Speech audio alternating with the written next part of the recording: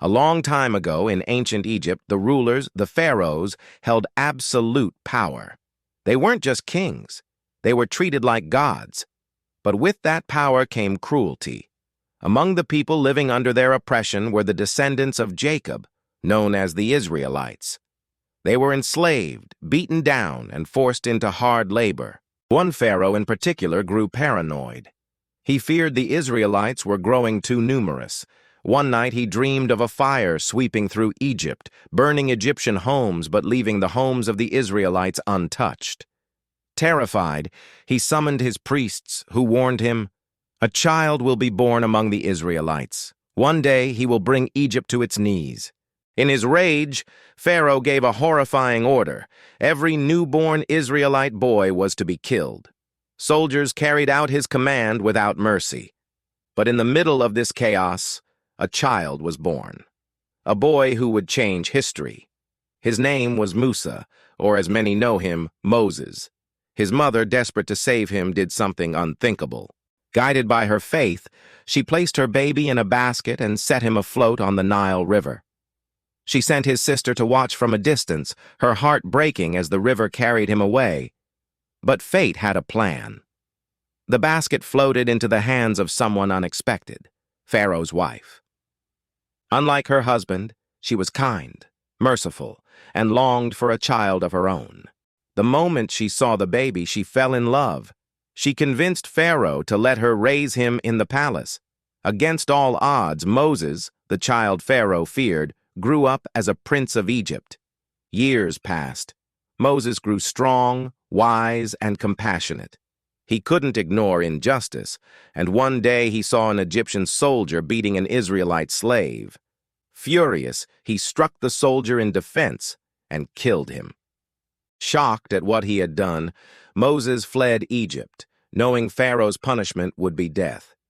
He wandered through the desert until he reached a land called Midian. There, he helped two women at a well, protecting them from shepherds who tried to push them aside. Their father welcomed Moses into his home, and eventually Moses married one of the daughters. For years, he lived a quiet life, working as a shepherd. But his story wasn't over. One night, while traveling through the wilderness, Moses saw something strange. A fire burning on the mountainside that never seemed to burn out. As he approached, he heard a voice. "Moses, I am God. I have chosen you. Go back to Egypt. Confront Pharaoh. Lead my people to freedom." Moses trembled. He remembered the man he killed, the danger that awaited him in Egypt. But God reassured him. He would not be alone. His brother, Aaron, would stand by his side. So Moses returned to the palace he had once called home. Standing before Pharaoh, he delivered God's message. "Let the Israelites go."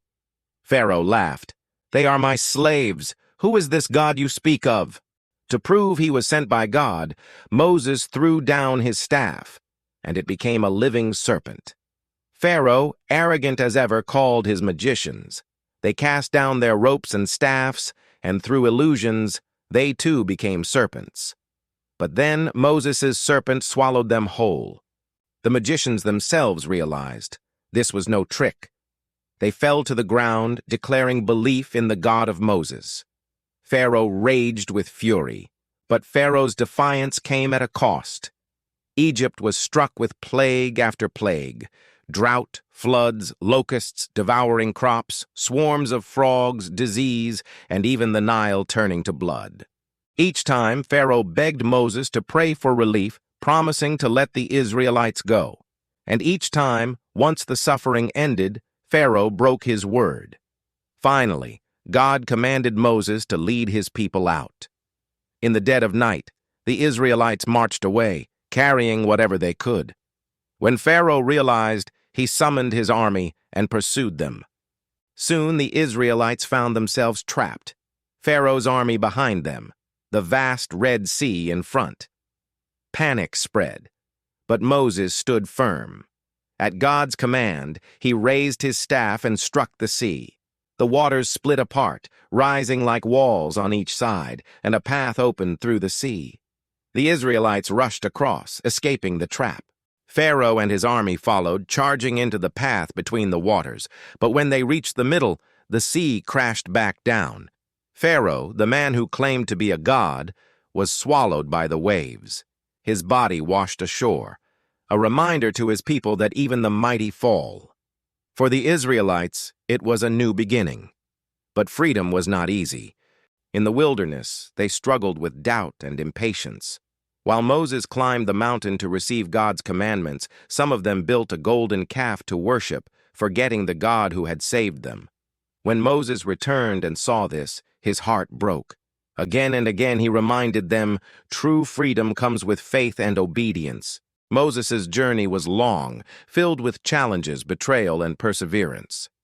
He never entered the promised land himself, but he died knowing he had fulfilled his mission: to confront tyranny, to lead his people out of slavery, and to show the world that no Pharaoh, no empire, no human power is greater than God.